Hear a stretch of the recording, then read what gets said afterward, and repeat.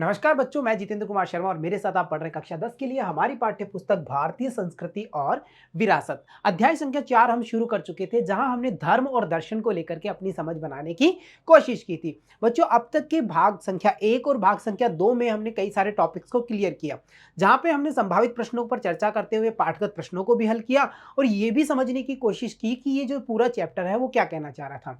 धर्म को लेकर के हमने सैंधव संस्कृति सभ्यता से शुरू किया था, वैदिक की ओर हमने मूव किया।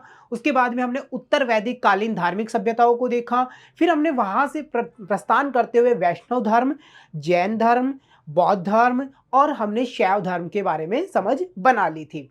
हमने पाठ संख्या 2 में यह समझ बनाने की कोशिश की थी कि भक्ति आंदोलन है क्या, इसकी आवश्यकता हमें क्यों पड़ी और इसके जो महान संत हुए थे उन पर चर्चाएं हमने कर ली थी। आज की कक्षा यानी कि भाग संख्या 3 में हम जानने की कोशिश करेंगे कि जो सूफी आंदोलन है वो क्या था, उसको लेकर के जो विभिन्न संप्रदाय बने, चाहे वो सिया हो, सुन्नी हो, उन पर हम चर्चा कर लेंगे और साथ ही साथ हम ये समझने की कोशिश करेंगे कि इन सिलसिलों में सबसे प्रमुख सिलसिला कौन सा था। हम पाठगत प्रश्नों को हल करते हुए हमारे पाठांत प्रश्नों को भी आज की हमारी कक्षा में हल करने की कोशिश करेंगे। तो चलिए शुरू करते हैं हम सूफी आंदोलन के साथ में। बच्चों, सूफी आंदोलन को समझने से पहले हमें यह समझना होगा कि इस्लाम का उदय कहां से हुआ। यानी हम ये देखने की कोशिश करेंगे कि जो इस्लाम धर्म था उसकी स्थापना हमारे भारत में कहां से होती है।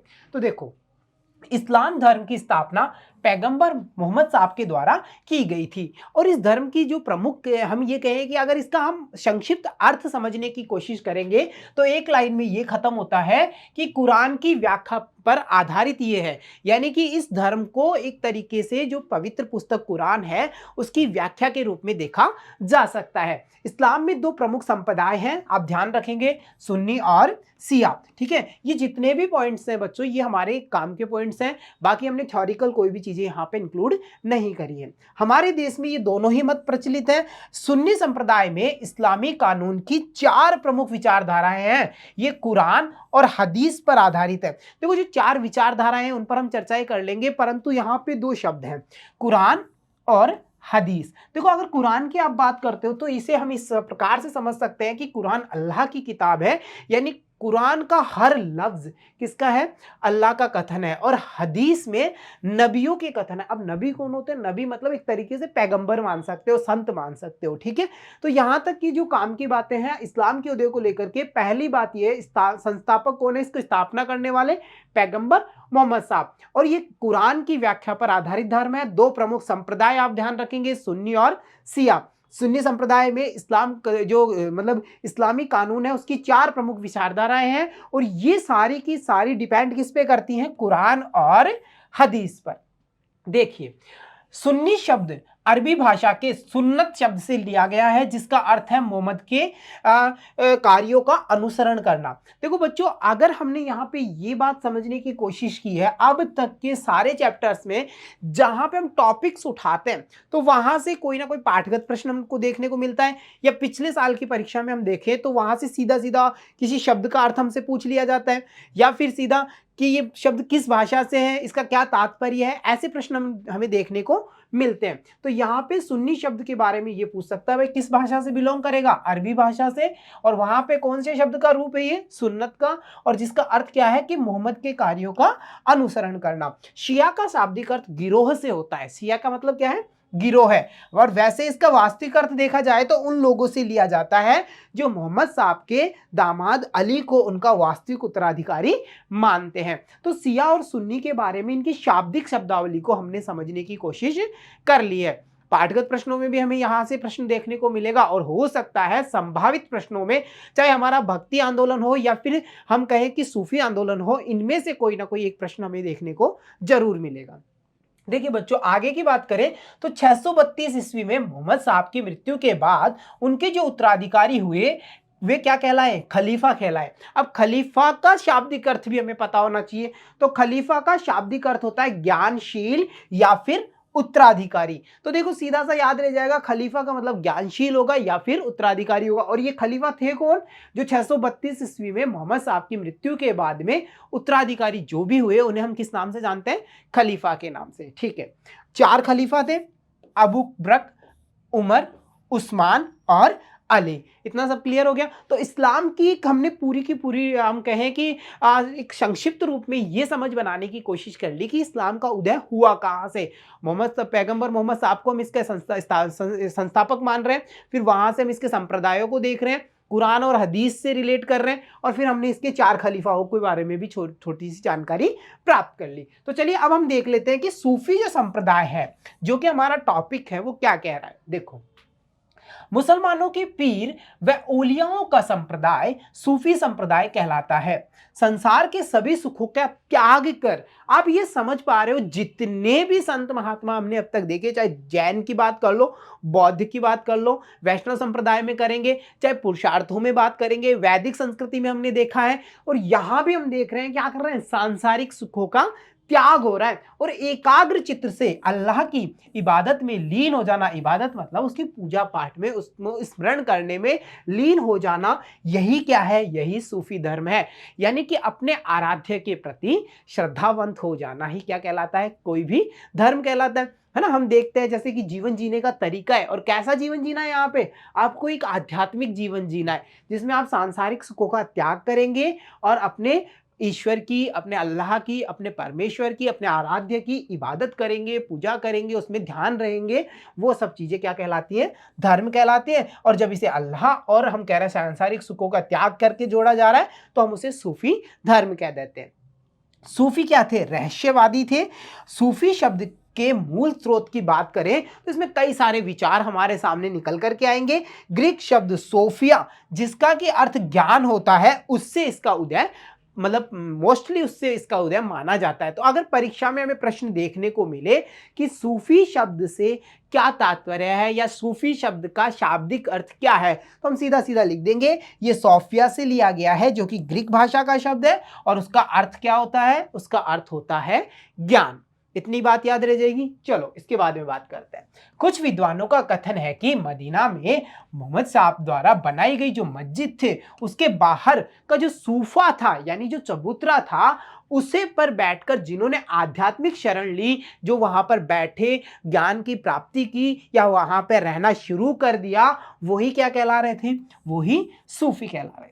दूसरी बात, शाब्दिक अर्थ की बात करेंगे तो आपको मेंशन बस एक ही लाइन करनी है, ग्रीक भाषा का शब्द सोफिया से इसे लिया गया है, जिसका मतलब क्या होगा, ज्ञान होगा, वही करना है। अन्य अर्थों की बात करते हो तो देखो, मस्जिद के बाहर का जो चबूतरा होता है उसे सूफा कहा जाता है, और उस पर बैठने वाले या उस पर आध्यात्मिक शरण लेने वाले लोग हैं, वो क्या कहलाएंगे, सूफी कहलाएंगे। अगर सूफ की बात करते हो तो उसका अर्थ होता है ऊन का कंबल। अगर ऊन के कंबल की बात कर रहे हो तो ये है कि जो अपना प्रचार ऊन का कंबल ओढ़ करके करते थे, वो भी क्या बन गए, सूफी बन गए। ये अन्य विचार आ गया। अब देखिए, भारत में सूफी संप्रदाय, अगर भारत में सूफी संप्रदाय की बात कर रहे हो ना, तो भारत में सूफी मत का आगमन 11वीं और 12वीं शताब्दी में माना गया है। कब माना गया है, 11वीं से 12वीं शताब्दी के मध्य माना गया है। अब यहां से देखो, सूफी जो शब्द आ रहा है, सूफी संप्रदाय को लेकर के, सूफी धर्म को लेकर के, उसकी जो डेफिनेशन है वो पूछ सकता है, उसके रिलेट करके ये सारे विचार आपको याद हो जाने चाहिए। और आसान से बात है भाई, पहला ग्रीक भाषा का सोफिया, ज्ञान, जिसका मतलब हो रहा है मस्जिद के बाहर का चबूतरा, जिसे सूफा कहा जाता है, उस पर आध्यात्मिक शरण ले रहे हैं तो सूफी कहला रहे हैं। सूफ का अर्थ हो रहा है ऊनी कंबल, उसे ओढ़ करके अपने आध्यात्मिक या अपने धर्म का प्रचार कर रहे हैं, अपने विचारों का प्रचार कर रहे हैं, तो वो क्या कहला रहे हैं, वो हमारे सूफी कहला रहे हैं। इतनी बात याद रहेगी, ठीक है। देखिए, भारत में बसे श्रेष्ठ सूफियों में एक थे अल हुजवादी, जिनका निधन 1089 ईस्वी में हुआ था। उन्हें दाता राजबख्श के रूप में जाना जाता है, ठीक है। सो यहाँ पे अगर अल हुजुवादी के बारे में पूछता है तो जाहिर सी बात है, एक ही पॉइंट निकल के आता है कि इनका उपनाम क्या था, किस नाम से ये जाने जाते थे, वो होता है दाता राजबख्श। देखिए, भारत में सूफियों के मुख्य केंद्र मुल्तान और पंजाब थे। फिर धीरे धीरे कश्मीर की बात करें, बिहार की बात करें, बंगाल की बात करें, और दक्षिण की बात करें, साउथर्न इंडिया की बात करें, तो वहां पर ये धीरे धीरे विचारित हो गए, फैल गए थे, ठीक। जगह जगह खानकाहों की स्थापना भी की गई। खानकाह होता क्या है, यहाँ पे खानकाह देख सकते हैं, जहां पर बैठ कर के ये सभाएं करते हैं, अपने ज्ञान का प्रचार करते हैं। हम ये कहें कि जहां पर ये अपने विचारों का आदान प्रदान करते हैं, उस जगह को, उस पैलेस को क्या कहा जाता है, उसे हम खानकाहों के नाम से जानते हैं, ठीक है। नॉलेज के लिए इतना ध्यान रखना जरूरी है। तो मोस्टली अगर हम सूफी संप्रदाय की बात कर रहे हैं तो 11वीं से 12वीं शताब्दी के मध्य इनमें भारत में आगमन को हम देखेंगे। साथ ही साथ हम ये समझने की कोशिश करेंगे कि अल हुजुआदी जो कि फेमस सूफियों में थे, उनका निधन कब हुआ, 1089 ईस्वी की बात कर लेंगे। दाता राजवंश के नाम से ये उपनाम से ये प्रसिद्ध हुए और इनके मुख्य केंद्रों में मुल्तान और पंजाब थे। फिर धीरे धीरे कश्मीर की बात करें, बिहार की बात करें, या फिर हम कहें अपना ये जो बंगाल है या फिर दक्षिणी जो इंडियन साइड है उसकी बात करें, तो वहां पे धीरे धीरे ये विचारित होते गए। क्लियर रहेगी इतनी बातें? ठीक है। अब बच्चों हम कुछ बात कर लेते हैं एक बार भारत में स्थापित प्रमुख संप्रदायों की। देखो, अगर भारत में स्थापित महत्वपूर्ण संप्रदायों में बात हम कर रहे हैं तो कुछ प्रमुख संप्रदायों के नाम यहाँ पे हमें देखने को मिलेंगे। जैसे चिश्तिया संप्रदाय की बात करें, सुहरवार्दियों की बात करें, कादिरियों की बात करें, नक्शबंदियों की, शादविलियों की बात करें या तेजानियों की बात करें, तो ये सारे संप्रदाय हमें भारत में देखने को मिल जाते हैं। और इन सारे संप्रदायों में जो सबसे प्रमुख संप्रदाय है वो है हमारा चिश्ती संप्रदाय। अब देखो, इन जो सूफी संतों के जो विभिन्न वर्ग होते हैं ना, उन्हें हम सिलसिला के नाम से जानते हैं। किस नाम से जानते हो? सिलसिला। भाई सिलसिला क्या है? सिलसिला एक क्रम हो गया। क्या हो गया? सिलसिला ही चलता आ रहा है, यानी क्रम चलता आ रहा है। तो इस ग्रुप को क्या कहा जाता है? हम कहें इस कंटिन्यूटी को क्या कहा जाएगा? इस कंटिन्यूटी को सिलसिला कहा जाता है। और उन सभी सिलसिलों में चिश्ती सिलसिला सर्वाधिक लोकप्रिय हुआ। तो हमें क्या करना है? हमें इसी पॉइंट को पकड़ना है।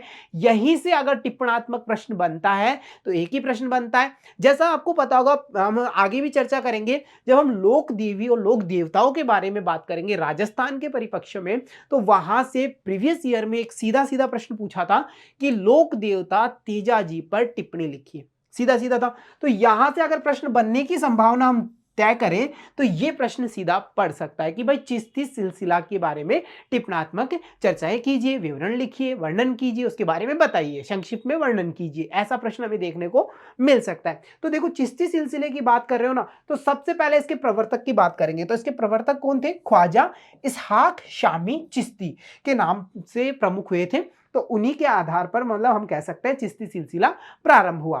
परंतु भारत में अगर इस सिलसिले की आप स्थापना की बात करोगे तो इसका श्रेय हम मोइनुद्दीन चिश्ती को देंगे। और अब मोइनुद्दीन चिश्ती की हम बात कर रहे हैं तो अजमेर का हमें दरगाह का भ्रमण करना होगा, उसकी पैलेस को हमें याद रखना होगा, और इनके बारे में भी एक छोटी सी डिटेल ब्रीफ नोट हमें याद रखना कंपलसरी हो गया है। देखो, मोइनुद्दीन चिश्ती का जन्म 1141 ईस्वी में ईरान के सिस्तान नामक स्थान पर हुआ था। ठीक है, क्लियर। एक तो इनकी जन्म का डेट्स पर ध्यान रखेंगे और एक इनका स्थान याद रखेंगे। ठीक है, संस्थापक भारत में है। ओवरऑल की बात कर रहे हैं तो प्रवर्तक ख्वाजा इसहाक शामी चिश्ती साहब की बात हम कर लेंगे। क्लियर हो गया। चलो, इसके बाद में देखिए, पिता गयासुद्दीन थे जो इनके, वो धार्मिक प्रवृत्ति की थे, और ये फिर आगे चलते हैं, अपने भ्रमण पे चलते हैं, ज्ञान प्राप्त करने के लिए जाते हैं, तो इन्हें उस्मान गुरु मिल जाते हैं जिन्हें ये क्या कर लेते हैं? गुरु बना लेते हैं।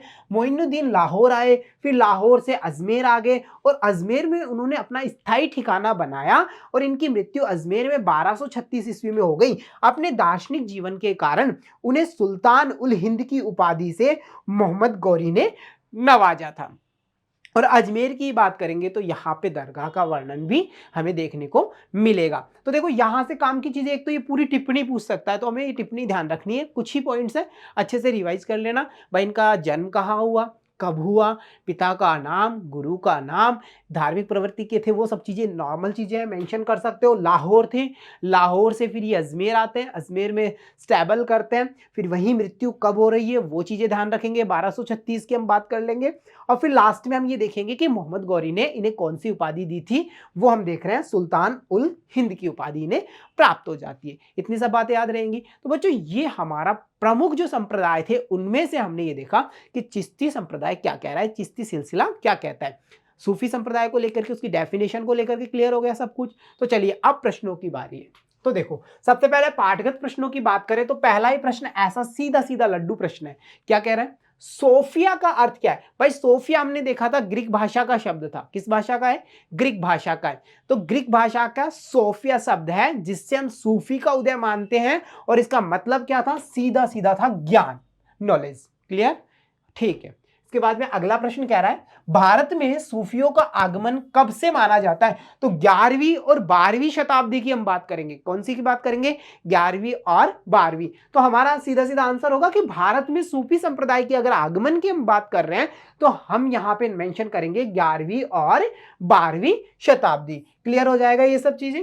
ठीक है, चलिए, इसके बाद में अगला प्रश्न क्या कह रहा है, सबसे लोकप्रिय सिलसिला, जो सिलसिलों की बात हमने करी तो सिलसिला क्या था कि जो इनकी कंटिन्यूटी थी, मतलब इन धार्मिक के जो लोगों की कंटिन्यूटी थी उसको हम क्या कह रहे थे, सिलसिला कह रहे थे। और सबसे लोकप्रिय कौन सा माना गया, चिश्ती सिलसिला, ठीक है, जिसकी टिप्पणी भी हम याद करेंगे। ठीक, चलिए इसके बाद में अगला प्रश्न कह रहा है प्रमुख चिश्ती संप्रदाय के सूफियों के नाम बताइए। तो यहाँ पे देखिए मोइनुद्दीन चिश्ती की बात करें, कुतुबुद्दीन बख्तियार की बात करें, निजामुद्दीन औलिया की बात करें, तो ये नाम आपको याद रखने होंगे यहाँ पे, अगर ये प्रश्न हमें देखने को मिलता है तो ये सब एक तरीके से। और यहीं से अगर प्रीवियस की बात कर रहे हैं, पिछले पार्ट की हम बात कर रहे हैं, तो वहां पे भक्ति आंदोलन को लेकर के प्रश्न बन रहे थे, लाइक कि भक्ति आंदोलन के प्रमुख प्रणेता कौन थे, संत कौन कौन हुए, ये सब चीजें हमें देखने को मिल सकती है। तो संप्रदायों को लेकर के बस ऐसे ही प्रश्न हमें देखने को मिल सकते हैं एग्जाम्स में।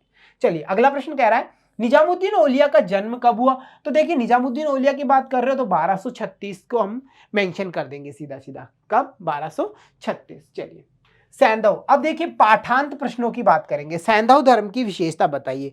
पाठांत प्रश्नों को हम ऐसा समझ सकते हैं कि ये आपके एग्जाम्स में आपको देखने को मिलते हैं 4 मार्क्स में या फिर 8 मार्क्स में, यानी हम कहते हैं ये लघुत्रात्मक या जो निबंधात्मक प्रश्न होंगे वहां हमें देखने को मिलेंगे। तो पहला इंपॉर्टेंट प्रश्न बन रहा है सैंधव धर्म की विशेषता बताइए। बच्चों जब हमने सैंधव धर्म को पढ़ा था तो सबसे पहली चीज क्या निकल करके आ रही थी कि इसकी जानकारी हमें कहां से मिल रही है। तो पहली लाइन तो वही मेंशन करोगे आंसर में, कला शैलियों, मुद्राओं पर बनी आकृतियों, बर्तनों पर छपी चित्रकारी, कब्रों में दबी हुई वस्तुओं से हमें उनके धर्म के विषय में जानकारी प्राप्त होती है, पहली बात। अब धार्मिक की बात करें तो 3 मुख वाले व्यक्ति की पूजा कर रहे हैं और उसको हम क्या करें, योग मुद्रा में बैठा हुआ वो व्यक्ति है जिसे ये योगीश्वर शिव मान रहे हैं। क्या मान रहे हैं, योगीश्वर शिव। नारी की पूजा भी ये लोग कर रहे हैं। नारी की पूजा अगर ये लोग कर रहे हैं तो हम साथ ही साथ क्या देख पा रहे हैं कि भाई ये मातृ देवी और प्रकृति की मूर्तियां भी हमें देखने को मिलेंगी यहां से, तो उनकी भी पूजा करते हैं। सैंधव सभ्यता में लोग वृक्षों की भी पूजा करते हैं, साथ ही साथ पशुओं की पूजा के प्रमाण भी हमें वहां से देखने को मिल जाएंगे। ये सटीक होगा हमारा कंप्लीट आंसर। अगला प्रश्न देखो, वैदिक काल को कितने भागों में बांटा गया है। अगर आप वैदिक काल की बात कर रहे हो तो हम वेदों की ओर जा रहे हैं। कहां जा रहे हैं, वेदों की ओर। और वेदों की बात कर रहे हैं तो 4 वेद याद रहेंगे। कितने वेद होंगे, चारों वेद याद रहेंगे ना भाई। ऋग्वेद की बात करोगे, यजुर्वेद की बात करोगे, अथर्व की करोगे, सामवेद की बात करोगे, ये चारों वेद रहेंगे। फिर इनके पार्टीशन क्या कहेंगे, एक वैदिक काल को निग्लेक्ट करेगा और एक उत्तर वैदिक काल को प्रेजेंट कर देगा। तो वैदिक काल की बात कर रहे हो तो ऋग्वेदिक जो सभ्यता घूमेगी वहां आसपास ऋग्वेद को आधार बना करके, और अगर उत्तर वैदिक काल में चलोगे बहुदेव आ जाएंगे, बहुदेववाद चलेगा। और साथ ही साथ हम वहां पे हम क्या देखेंगे, जब हम बहुदेववाद की बात कर रहे हैं तो 3 बचे हुए ऋग्वेद को छोड़ करके जो तीनों वेद बचे हुए हैं उनकी बात हम वहां पे कर लेते हैं। देखो वैदिक काल में क्या था, 3 ही टाइप्स के देवता थे, 33 कोटि के देवता माने गए और उनको 3 पार्ट्स में डिवाइड कर देंगे। अंतरिक्ष की बात करेंगे, आकाश की बात करेंगे, पृथ्वी के देवताओं की बात करेंगे। उत्तर वैदिक काल में हमें गणेश, दुर्गा, हम ये कह रहे हैं ब्रह्मा विष्णु महेश, ये सब देखने को मिल जाएंगे। तो कुल मिला के वैदिक काल को कितने भागों में बांटेंगे, 2 भागों में। सारा रिमाइंड कर लिया हमने इसी क्वेश्चंस में कि यहां से क्या क्या प्रश्न बन सकते हैं। चलो इसके बाद में अगला प्रश्न है, वैष्णव धर्म का विवेचन कीजिए। देखो जब वैष्णव धर्म की बात करी हमने और शैव धर्म की बात करी थी चैप्टर में, तो हमें ये समझ आ गया था कि इनकी टिप्पणात्मक प्रश्न यहां से बन सकता है। सबसे पहली बात ये होती है कि वैष्णव धर्म का मुख्य केंद्र किस देवता को माना गया, विष्णु को। ठीक है, तो वही लाइन से स्टार्ट करेंगे कि वैष्णव धर्म में विष्णु को समस्त विश्व की रक्षा करने वाला माना गया है। फिर इनको किसका प्रतिरूप माना गया, फिर यहां पे हम कहते हैं कि निरुक्त में ये बताया गया था, निरुक्त छंद के अंतर्गत ये स्पष्ट कर दिया गया कि सूर्य का नाम ही क्या है, विष्णु है। सूर्य का नाम ही क्या है, विष्णु। अब इनको फिर लास्ट में हम ये देखते हैं कि आगे चल के हरि का नाम दे दिया जाता है और एकाग्र भाव को स्टेबल करने के लिए वहां पर हम ये देखते हैं कि इनकी साधना को एकांतिक धर्म के रूप में वैष्णव धर्म में रूपांतरित कर दिया जाता है। ये वाली क्लियर कर ली थी। अब यहां से इनकी पूजा पद्धति की बात करते हैं तो वो भी मेंशन करनी होगी कि इसे तत्व पद्धति कहलाती है और जिसके प्रधान अंग माने गए थे भक्ति, आत्मसमर्पण और मेन टॉपिक था अहिंसा। ये सारा मेंशन करोगे और फिर आंसर में आप लिखोगे इसे अपनाकर इसका प्रचार करने वालों में जो वासुदेव कृष्ण थे उनको हम नहीं भूल सकते और उन्हीं के नाम पे आगे चल के इसे क्या कहा गया, वासुदेव धर्म कहा गया। और फिर देखो चेंजेस क्या मेंशन करेंगे हम आंसर में कि हरि का स्थान तो स्वयं वासुदेव ने ले लिया, हरि का स्थान तो क्या कर लिया, स्वयं वासुदेव ने ग्रहण कर लिया। और फिर विक्रम संवत के बाद में इसकी पूजा की पद्धति कौन सी रही थी, पंचरात्र विधि। और फिर लास्ट में हम देखते हैं कि इस धर्म को भागवत धर्म के रूप में स्थापित कर दिया जाता है। तो वैष्णव धर्म को लेकर के ये 5-6 लाइन है जिनके बारे में आपको अच्छे से रिमाइंड कर लेना है, अच्छे से लर्न कर लेना है। कौन कौन सी, विष्णु को आधार बनाया गया, निरुक्त कह रहा है कि विष्णु ही सूर्य है, सूर्य को क्या कह दिया, विष्णु है। हरि को स्टेबल कर रहे हैं, एकाग्र भाव लाने के लिए एकांतक विधि कर रहे हैं। फिर उसके बाद में हम देख रहे हैं इसकी पूजा की पद्धति को तत्व विधि कहते हैं। वासुदेव कृष्ण को हम नहीं नेग्लेक्ट कर सकते, उनके नाम पे वासुदेव धर्म बना देते हैं। हरि को ऑटोमेटिक कहते हैं कि वासुदेव उसका स्थान ग्रहण कर रहे हैं। और फिर लास्ट में पंचरात्र विधि के बाद में ये धर्म स्टेबल हो जाता है हमारे भागवत धर्म के रूप में। क्लियर हो गया वैष्णव धर्म, ठीक है। देखो अगला प्रश्न क्या कह रहा है, वैदिक दर्शनों का वर्णन कीजिए। देखो दर्शन का अर्थ क्या है, यहां से आप स्टार्ट करोगे और जो हम कह रहे हैं कि 6 दर्शन हैं उनके नाम भी आप यहां पे मेंशन कर दोगे। तो देखो दर्शन शब्द का अर्थ है सम्यक दृष्टिकोण ही दर्शन है, अर्थात समग्रता को यथार्थ रूप में कहने वाला ही दर्शन है। देखो जब हमने चैप्टर स्टार्ट किया था तो धर्म और दर्शन को हमने समझ बनाने की कोशिश की थी, जहां 2 लाइनें निकल करके आई थी। पहली ये कह रही थी कि आप दर्शन को क्या कह सकते हो, यथार्थ रूप कह सकते हो, और धर्म को कह सकते हो जीवन जीने का तरीका है। यानी दर्शन क्या है, दर्शन हमारा एक यथार्थ रूप है, और अगर धर्म की बात कर रहे हो तो वो हमारा अभ्यास है। ये 2 बातें निकल करके आ गई थी। तो यहां पे भी वही लाइन हमने मेंशन करी है पुस्तक के जो शब्द हैं उनके रूप में, कि समग्रता को यथार्थ रूप में कहना ही क्या कहलाता है, दर्शन कहलाता है। अब सरल शब्दों में देखो, सरल शब्दों में जो पदार्थ जैसा है उसे वैसा ही उपदेश करना, उसे वैसा ही कहना क्या कहलाएगा, सत्य है ये। और सत्य ही का दूसरा नाम क्या बोलेंगे, दर्शन बोलेंगे। तो वेदों को प्रमाणित करने 6 दर्शनों को हमने समझा था, और वो प्रमाणित करने के लिए जो 6 दर्शन हैं उन्हें हम वैदिक दर्शन या षड दर्शन कहते हैं। और इनके नाम है सांख्य दर्शन, योग दर्शन, न्याय दर्शन, वैशेषिक दर्शन, मीमांसा दर्शन, और अंत में हमने देखा था वेदांत दर्शन को। तो ये वाला answer as it is mention कर दोगे।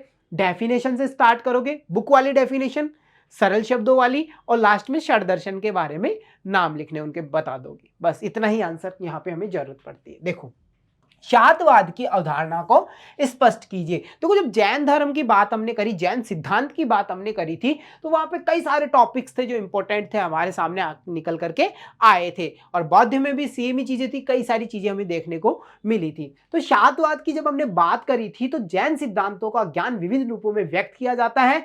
और ये जो विभिन्न रूप है वो कौन से हैं, जैसे कि कोई वस्तु है, पहला पॉइंट कहता है, पहला रूप कहता है कि भाई है, कोई भी चीज संसार में क्या है। दूसरा पॉइंट कहता है कि नहीं है, ऐसा बिल्कुल नहीं है।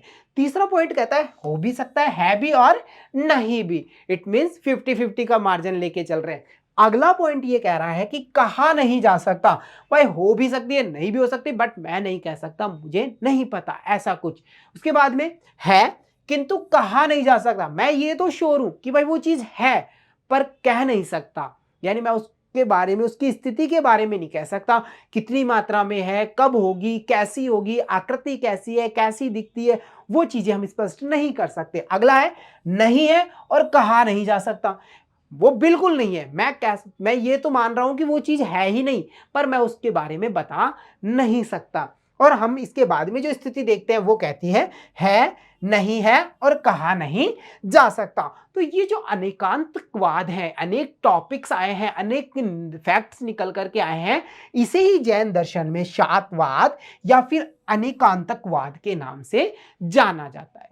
समझ गए, मतलब इस पूरे पॉइंट्स में, इसके अवधारणा में हमें केवल ये 7 पॉइंट याद रखने हैं, नहीं है और नहीं है, कहा नहीं जा सकता है, और है परंतु उसके बारे में नहीं कहा जा सकता, नहीं है और कहा नहीं जा सकता, है नहीं है और कहा नहीं जा सकता। तो ये सारे पॉइंट्स आप याद रखेंगे और यही चीज क्या कहलाती है, शातवाद कहलाती है। क्लियर हो गया। चलो इसके बाद में हम अगले प्रश्न की चर्चा करते हैं। तो हमारा अगला प्रश्न है, 4 आर्य सत्यों का उल्लेख कीजिए। अगर बौद्ध दर्शन की हम बात कर रहे हैं तो वहां पे 4 आर्य सत्य हमें देखने को मिले थे। याद आ रहा है ना? बिल्कुल आ रहा होगा। तो इन 4 आर्य सत्यों की जब हम बात करते हैं तो देखिए ये क्या क्या है? दुख, दुख समुदय, दुख निरोध और अष्टांगिक मार्ग। देखो दुख है, दुख का कारण भी है, दुख के कारण का निवारण भी है और उस निवारण का कौन सा मार्ग होगा वो भी है। तो यही 4 सत्य है। जीवन के 4 सत्य क्या बताए हैं? मूल आधार की बात कर सकते हो, कह सकते हो कि बौद्ध दर्शन का मूल आधार 4 आर्य सत्य है और वो चारों यही है। उनको आपको एग्जाम्स में ऐसे ही मेंशन करना है, दुख, दुख समुदय, दुख निरोध तथा अष्टांगिक मार्ग। हो जाएगा इतना क्लियर? चलिए इसके बाद में हम बात करते हैं। अगला क्वेश्चन क्या कह रहा है हमारा? भक्ति आंदोलन के कारण बताइए। देखो बच्चों, जब कर्म कांड बढ़ गया था, उत्तर वैदिक काल की हम बात करते हैं तो यज्ञवाद वहां की हम देख रहे हैं, वह यजुर्वेद है। यज्ञवाद को, बहुदेववाद को बढ़ावा मिल रहा है, कर्मकांड बढ़ने लग गए हैं और जो यज्ञ वगैरह थे वो खर्चीले हो गए थे, तो उनका रिप्लेस करना था। बौद्ध जैन की बात हम कर चुके थे वहां पे। साथ ही साथ हम ये देख रहे थे कि जो साधु संत थे, रिफॉर्मर थे, सुधारक थे, भक्ति आंदोलन के प्रणेता थे, तो उनकी ये अवधारणा थी कि लोगों को समझाया जाए। और वो कौन सी भाषा में समझा रहे थे? लोकल लैंग्वेज में समझा रहे थे। तो भक्ति आंदोलन के कारण क्या क्या थे? पहला तो ये था कि समन्वय की प्रेरणा। दूसरा, ब्राह्मणवाद का बौद्धिक सिद्धांत हमने चैप्टर में देखा था। मुस्लिम आक्रमण भी हो रहे थे। वर्ण व्यवस्था जो कि अब जाति आधारित बन गई थी, जिसके कारण समाज में हम देख रहे हैं कि अभिश्राप ही बनने लग गया था। उसके वजह से भी हम देखते हैं भक्ति आंदोलन की शुरुआत होना शुरू हो गई थी।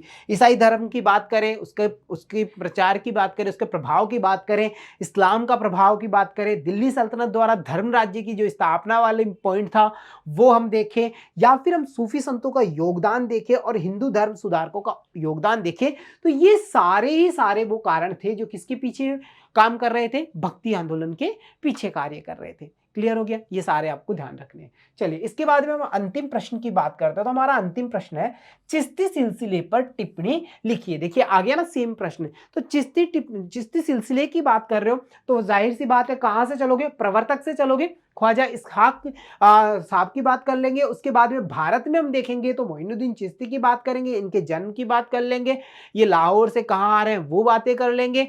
फिर हम उसके बाद में ये देखेंगे कि अजमेर स्टेबल कर रहे हैं, अजमेर में इनकी मृत्यु हो रही है। और एक दो जो संत है, चाहे निजामुद्दीन औलिया की बात करो, बख्तियार साहब की बात करें, मोइनुद्दीन चिश्ती की बात करें, ये सब वहां पे हम मेंशन कर देंगे और हमारा आंसर कंप्लीट हो जाएगा। तो डियर स्टूडेंट्स, ये था आज की हमारी कक्षा का पार्ट, जिसमें हमने ये समझ बनाने की कोशिश कर दी कि सूफी संप्रदाय क्या है। इस्लाम का उदय से हम शुरू हुए, सूफी संप्रदाय के बारे में समझ हमने बनाई, चिश्ती सिलसिले को हमने विशेष रूप से देखा और साथ ही साथ कई सारे पाठगत प्रश्न, संभावित प्रश्न और पाठांत प्रश्नों को हमने हल कर लिया। तो प्यारे बच्चों, आज की कक्षा में इतना ही। मिलता हूं आपसे अगली कक्षा में, तब तक के लिए धन्यवाद बच्चों।